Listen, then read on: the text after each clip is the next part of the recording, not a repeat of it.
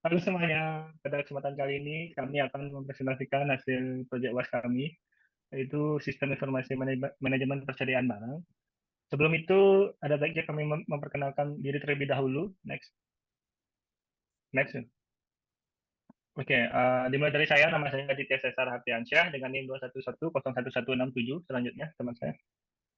Nama saya Ahmad Surya. Al-Nurabbi dengan NIM 211011147.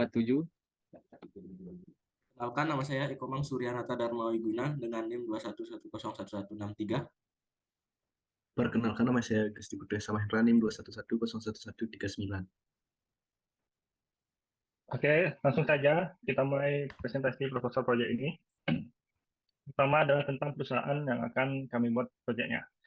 Nama perusahaannya adalah Alimat. Alimat adalah jaringan supermarket yang inovatif dan terpercaya yang telah menjadi salah satu tujuan belanja utama bagi masyarakat di Pulau Bali. Alimat berlokasi di Jalan Kapten Patimura nomor 19 Pemetutan di Pasar Bali. Sebagai perusahaan yang telah beroperasi selama lebih dari 3 dekade, Alimat bangga memberikan pengalaman belanja yang unik dan memuaskan kepada pelanggan kami. Alimat menawarkan berbagai produk berkualitas tinggi dari segala kategori, mulai dari makanan segar seperti buah-buahan, sayuran, daging, dan makanan olahan, hingga barang kebutuhan sehari-hari seperti peralatan rumah, tangga, pakaian, kosmetik, dan elektronik. Koleksi produk yang lengkap ini dipilih secara cermat dari merek-merek terkenal dan pemasok yang dapat diandalkan. Next.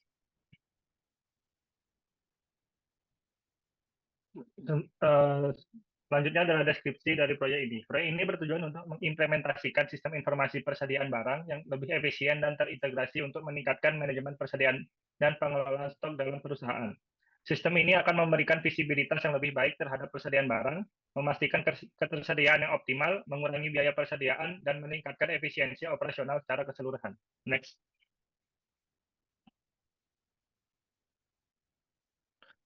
Selanjutnya adalah kebutuhan sistem informasi dari persediaan barang. Di sini terdapat 9 poin dari kebutuhan sistem informasi dari persediaan barang. Poin yang pertama adalah pencatatan dan pelacakan persediaan. Sistem harus mampu mencatat transaksi persediaan secara akurat dan real time, termasuk penerimaan, pengeluaran, penyesuaian stok, dan penghapusan barang.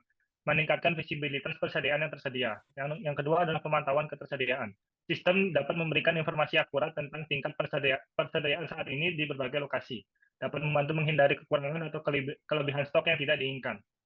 Selanjutnya adalah peringatan stok minimum. Sistem dapat memberikan peringatan otomatis saat stok barang mencapai level minimum yang ditentukan, memungkinkan tindakan restock tepat waktu untuk mencegah kekurangan stok yang mengganggu operasional. Selanjutnya adalah manajemen pemasok. Sistem informasi dapat memantau persediaan hubungan dengan pemasok, termasuk informasi kontak, catatan pembelian, dan pemantauan kinerja. Dan juga dapat membantu perusahaan dalam mengelola hubungan dengan pemasok secara efektif. Next. Poin yang selanjutnya adalah pelacakan barang busa atau kadaluarsa. Sistem dapat melacak, memantau barang busa atau kadaluarsa, memungkinkan tindakan yang tepat seperti menghubungi pemasok untuk penggantian atau menghapus barang dari persediaan. Poin yang selanjutnya adalah laporan analisis. Sistem dapat menghasilkan laporan dan analisis komprehensif terkait persediaan, seperti laporan penjualan, pembelian, tingkat persediaan, dan kinerja. Dan juga dapat membantu manajemen dalam pengambilan keputusan yang lebih baik dalam pengelolaan persediaan. Poin yang selanjutnya adalah integrasi dengan sistem lain seperti sistem persediaan barang terintegrasi dengan sistem penjualan, akuntansi, dan manufaktur perusahaan, dan memungkinkan aliran informasi yang lancar, menghindari duplikasi data, dan meningkatkan efisiensi operasional.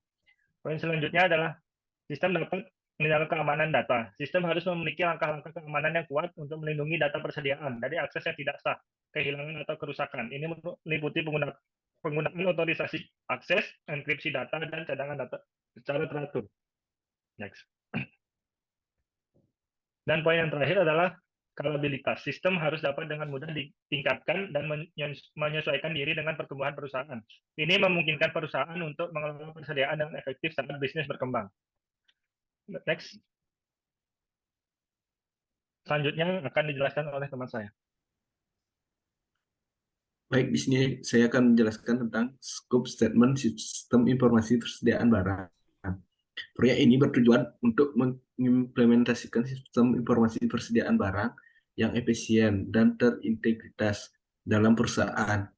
Sistem ini akan membantu mengelola persediaan barang secara efektif, membantu stok, meningkatkan efisiensi operasional, dan memastikan ketersediaan barang yang optimal.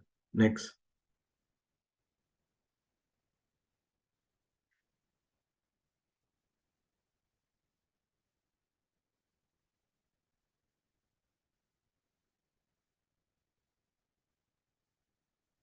Selanjutnya, ruang lingkup proyek ini meliputi satu, menerbitkan purchase order. Sistem dapat digunakan untuk menerbitkan PO kepada pemasok atau supplier barang. Penerimaan barang masuk.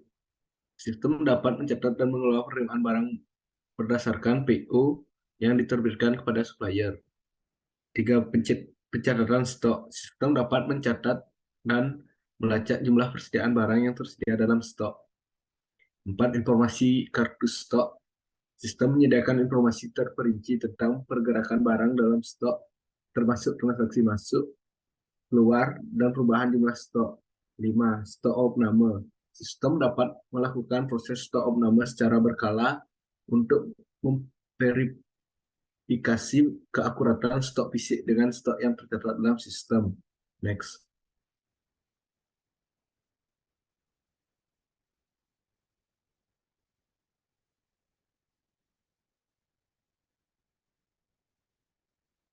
Yang keenam ada retur barang. Sistem dapat mencatat dan mengelola retur barang yang dikembalikan kepada supplier, termasuk alasan dan jumlah barang yang dikembalikan.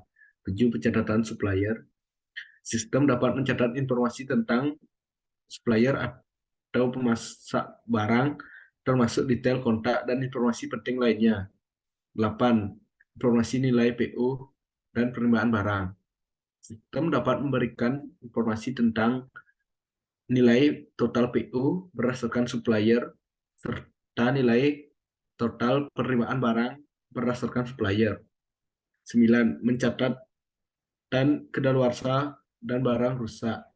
Sistem dapat mencatat tanggal kedaluarsa barang dan mencatat barang yang rusak akibat kedaluarsa atau kerusakan lainnya. Next.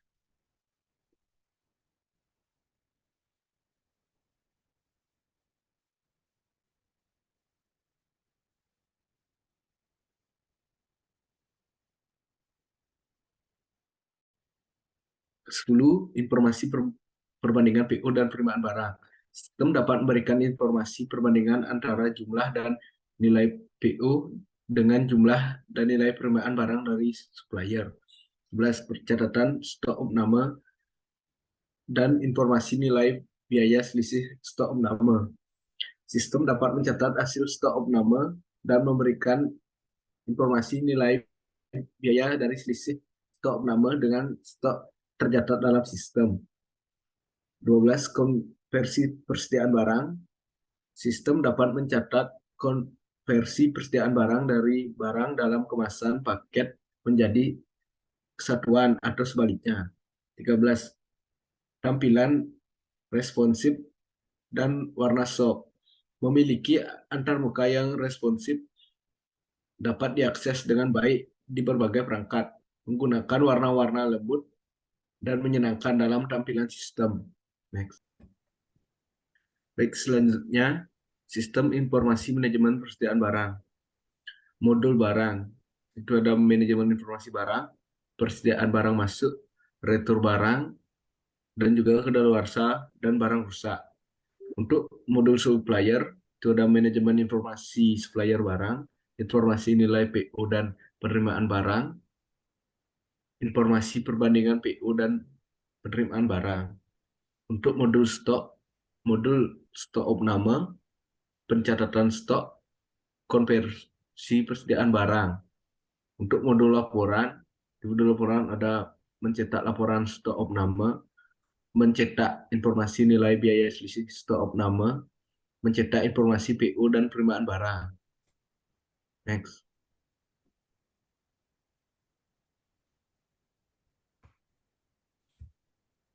Di sini ada untuk basic desainnya. Untuk owner itu langsung ke sistem. Untuk admin gudang bisa ke sistem. Untuk database ke sistem. database ke print untuk pegawai, pegawai ke gudang, pegawai ke sistem, dan pegawai ke supplier. Untuk supplier itu hanya ke pegawai.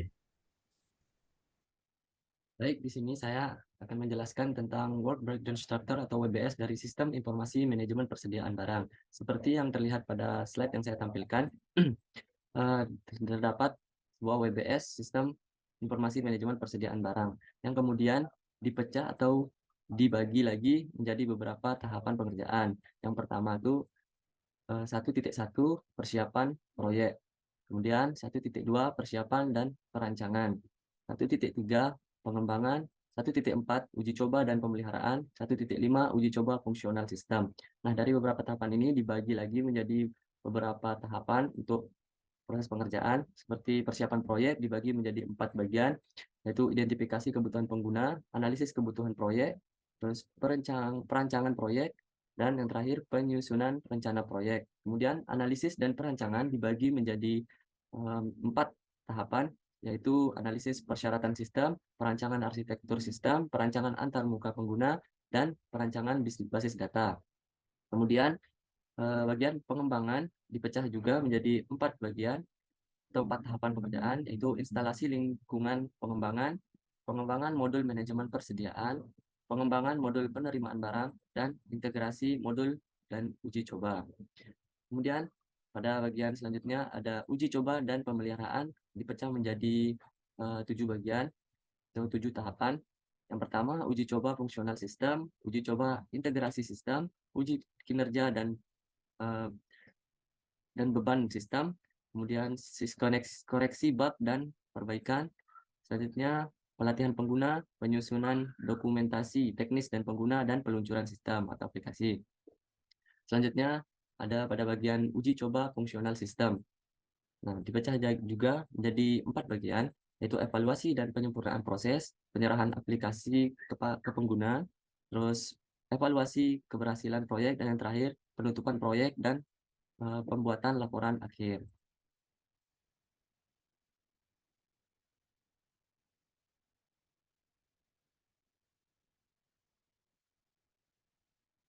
Selanjutnya di sini ada Work Breakdown Structure WBS Integration.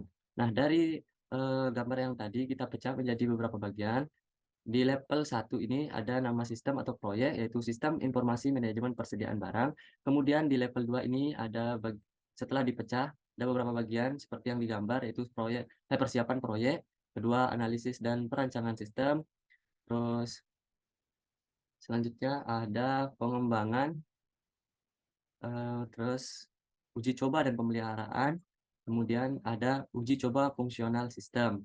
Kemudian dari level 2 ini kita pecah lagi, kita bagi menjadi beberapa tahapan ke level 3, yaitu seperti persiapan proyek dibagi jadi 4 sesuai dengan WBS structure yang tadi.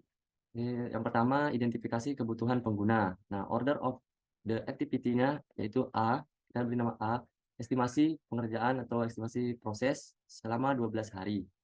Nah, kemudian ada analisis kebutuhan proyek, kita kasih order of the activity B, dan estimasi waktu proses itu 10 hari, dan prosesor dari A.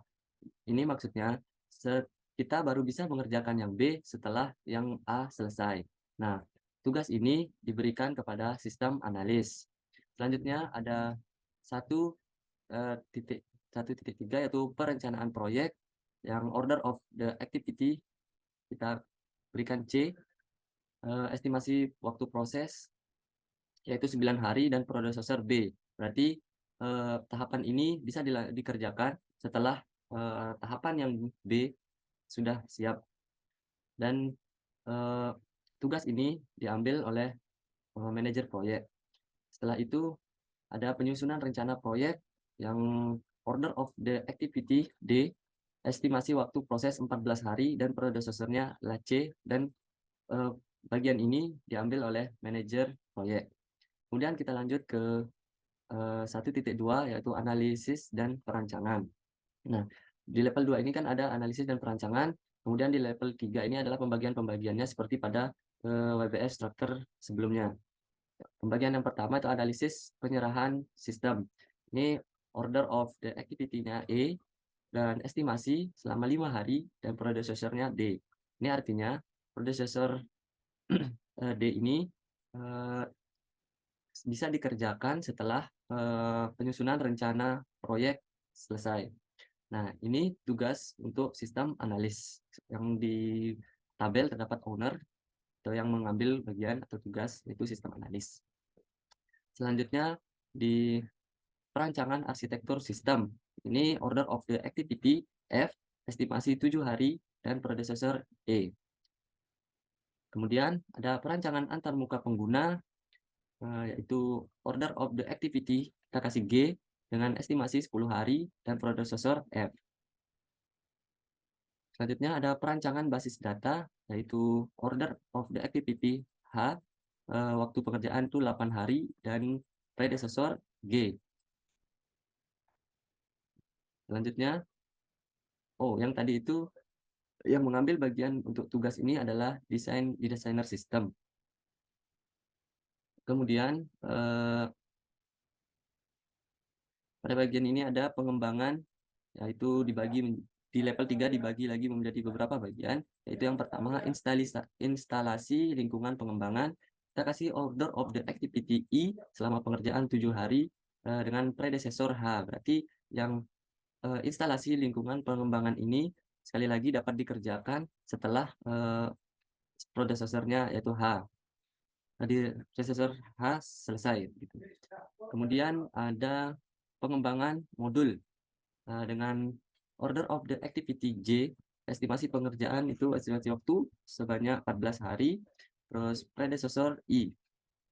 Kemudian ada pengembangan modul penerimaan barang dengan order of the activity K, kemudian estimasi waktu proses itu 7 hari dengan predecessor C.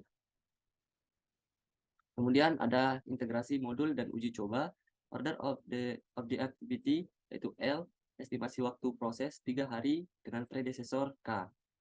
Nah, sebagian ini dipegang oleh atau diambil bagian oleh programmer.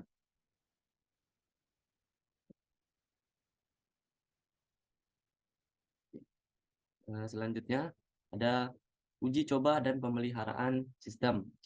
Dibagi menjadi ke level 3 menjadi uji coba fungsional sistem, yaitu order of the activity M, estimasi waktu proses yaitu 9 hari dan predecessor L.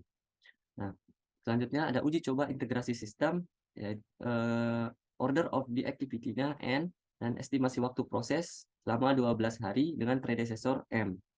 Kemudian ada uji kinerja dan beban sistem, order of the activity-nya O, estimasi waktu proses sekitar 10 hari, predecessor N. Kemudian koreksi bug dan perbaikan. Di sini order of the activity-nya yaitu P, estimasi waktu proses sekitar 5 hari, dan predecessor O. Selanjutnya adalah pelatihan pengguna, yaitu order of the activity yaitu Q, estimasi waktu proses yaitu 2 hari dan predecessor P. Selanjutnya ada penyusunan dokumentasi teknis dan pengguna. Itu order of the activity R, estimasi waktu proses 4 hari dan predecessor Q. Selanjutnya ada peluncuran aplikasi dengan order of the activity S, estimasi waktu proses 2 hari dan predecessor R. Dan bagian itu bagian uji coba dari 1.4.1 sampai 1.4.6 itu dipegang oleh quality assurance. Oke, selanjutnya ada uji coba fungsional sistem. Nah, pada bagian ini dipecah atau dibagi lagi menjadi beberapa bagian atau tahapan. Yaitu pertama, evaluasi dan penyempurnaan proses dengan order of the activity T dan estimasi 5 hari predecessor S. Kemudian ada penyerahan aplikasi ke pengguna, itu order of the activity U, estimasi waktu proses 2 hari dan predecessor T. Yang megang adalah manajer proyek. Evaluasi keberhasilan proyek, order of the activity V dengan estimasi 3 hari dan predecessor U dan ini juga dipegang oleh quality assurance. Selanjutnya ada penutupan proyek dan pembuatan laporan akhir, yaitu order of the activity, W, dan estimasi waktu 4 hari, predecessor fee, dan dipegang oleh atau diambil bagian oleh manajer proyek. Selanjutnya ada work breakdown structure dictionary. Yang pertama ada project fill atau bagian proyek, yaitu bagian dari persiapan proyek, nomor item WBS yaitu tadi 1.1.1, terus nama item WBS, identifikasi kebutuhan pengguna. Deskripsinya melakukan identifikasi mengenai kebutuhan pengguna untuk membuat sistem informasi persediaan barang pada toko Alimart. Kedua ada persiapan proyek dengan nomor item WBS 1.1.2, nama item, analisis kebutuhan proyek. Deskripsi melakukan analisis terhadap kebutuhan sistem informasi persediaan barang yang dibutuhkan oleh toko Alimart. Selanjutnya yang ketiga ada persiapan proyek, masih pada persiapan proyek, nomor item WBS 1.1.3, nama item WBS perencanaan proyek. Nah, deskripsi mulai melakukan pengaturan terhadap rencana proyek. Dan selanjutnya yang keempat, masih pada persiapan proyek, nomor item WBS 1.1.4, nama item WBS penyusunan rencana proyek, dan deskripsinya melakukan pembagian, pengalokasian, dan pengaturan terhadap rencana proyek. Selanjutnya, yang kelima ada proyek detail, analisis, dan perancangan. Nah, nomor item WBS 1.2.1, nama item WBS analisis persyaratan sistem. Deskripsinya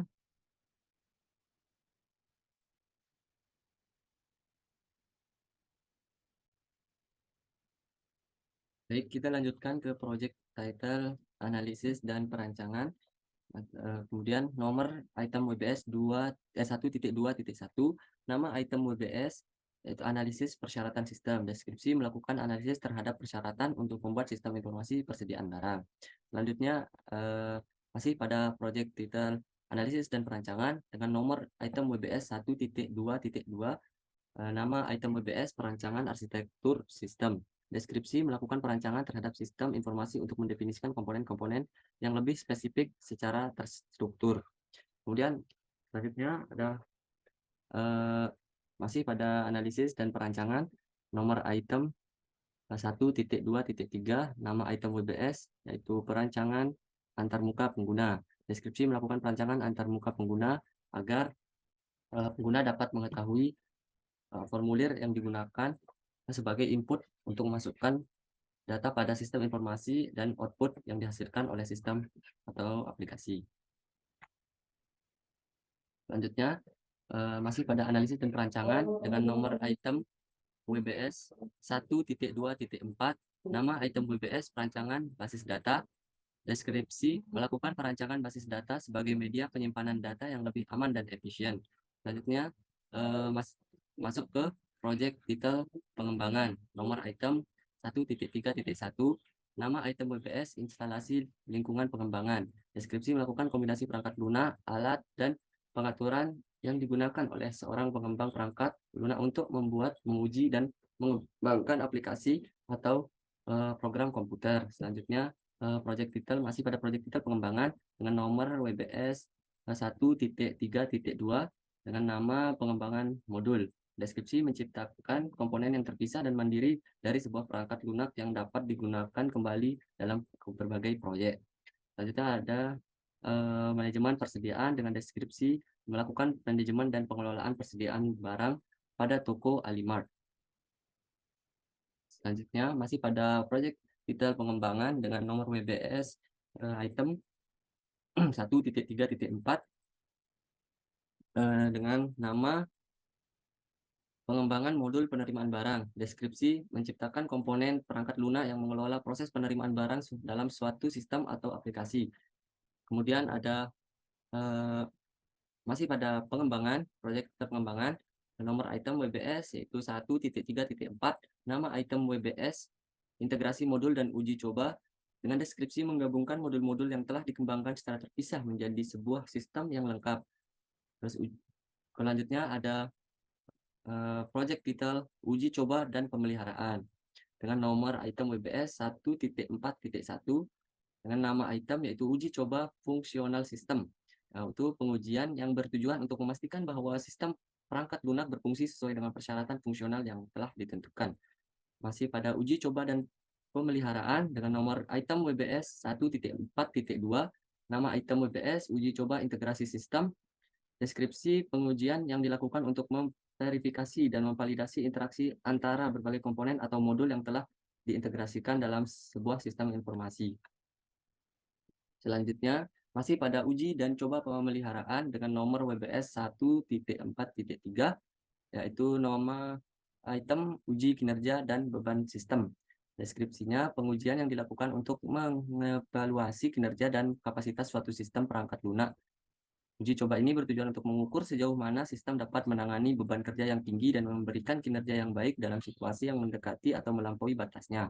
Kemudian ada proyek detail pengembangan. Masuk ke proyek detail pengembangan, nomor item WBS 1.3.4, nama item WBS integrasi modul dan uji coba. Deskripsi menggabungkan modul-modul yang telah dikembangkan secara terpisah menjadi sebuah sistem yang lengkap. Kemudian masih pada uji coba dan pemeliharaan dengan nomor item WBS 1.4.1, nama item WBS uji coba fungsional sistem, kemudian deskripsi pengujian yang bertujuan untuk memastikan bahwa perangkat lunak berfungsi sesuai dengan persyaratan fungsional yang telah ditentukan. Kemudian ada dengan nomor item WBS 1.4.2, nama item WBS uji coba integrasi sistem, deskripsi pengujian yang dilakukan untuk memverifikasi dan validasi interaksi antara berbagai komponen atau modul yang telah diintegrasikan dalam sebuah sistem informasi. Baik, sini saya akan menjelaskan tentang metode pelaksanaan proyek. Di sini ada kita menggunakan metode prototype adalah salah satu pendekatan dalam pengembangan sistem atau aplikasi dikembangkan dengan membuat prototype atau model awal yang referensif dari sistem yang sebenarnya. Prototype digunakan untuk menggambarkan fitur dan fungsi-fungsi utama dari sistem sehingga pemangku kepentingan dapat menguji dan memberikan umpan balik sebelum pengembangan yang sebenarnya dilakukan. Next. Nah, sini ada langkah-langkah dalam metode prototype. Yang pertama di sini pengumpulan kebutuhan. Tahap awal yang untuk pengumpulan kebutuhan ini, kebutuhan dari pemangku kepentingan yang melibatkan wawancara, diskusi, dan analisis kebutuhan yang dilakukan dengan penggunaan pihak terkait lainnya. Yang kedua ada perancangan prototype. Berdasarkan kebutuhan yang dikumpulkan tim, pengembang merancang prototype dengan memilih fitur-fitur dan fungsi-fungsi kunci yang akan dipresentasikan dalam prototype. Yang ketiga ada pengembangan prototype. Prototype dikembangkan dengan menggunakan teknologi atau alat pengembangan yang cepat dan efisien untuk menghasilkan model awal yang fungsional. Yang keempat ada evaluasi prototype. Prototype dievaluasi oleh pengguna dan pemangku kepentingan lainnya untuk mendapatkan umpan balik tentang fitur dan fungsional yang diimplementasikan. Yang kelima ada penyempurnaan dan literasi berdasarkan umpan balik prototype diperbaiki dan disempurnakan hingga mencapai tingkat kepuasan yang diharapkan. Yang terakhir ada implementasi. Setelah di prototype dianggap memenuhi kebutuhan, persyaratan pengembangan penuh, sistem dilakukan menggunakan prototype sebagai panduan. Nah, di sini ada metode prototype dapat dibantu memastikan bahwa sistem pada akhir pemenuhan harapan penggunaan pemangku kepentingan karena pengguna sudah dapat berinteraksi dengan prototipe awal sebelum sistem akhir dikembangkan. Hal ini dapat mengurangi risiko kesalahan dan penyesuaian selama tahap pengembangan lebih lanjut. Itu. Namun di sini Anda perlu diketahui bahwa metode prototype di sini lebih cocok untuk proyek-proyek yang memiliki tingkat kapabilitas dan perubahan yang tinggi. X. Nah, di sini ada tim proyek. Di sini ada proyek implementation sama targetnya. Di sini ada proyek start.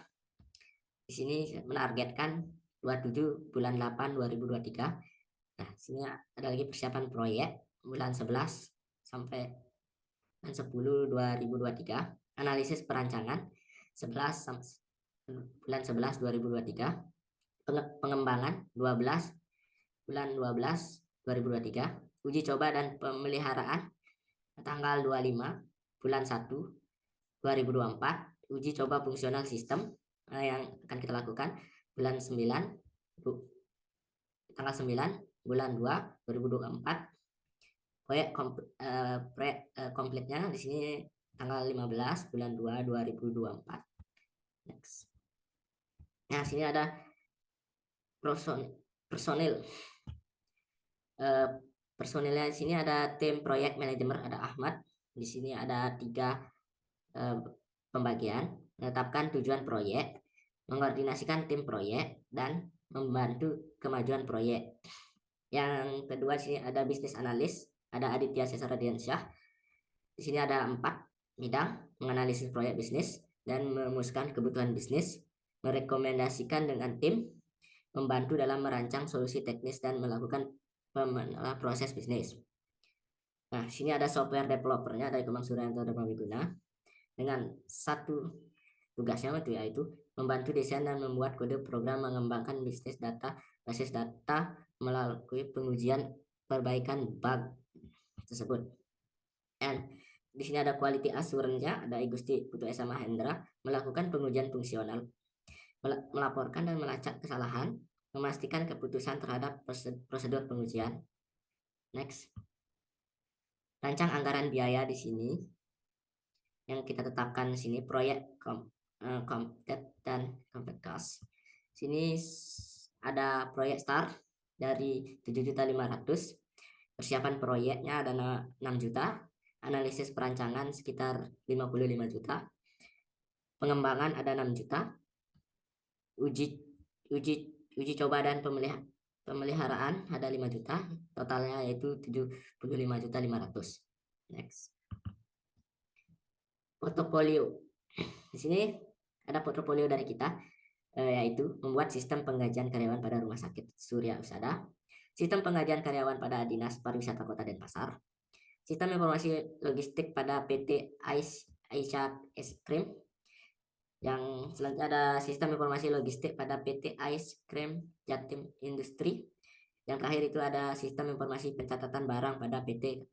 Itu adalah portofolio dari kami.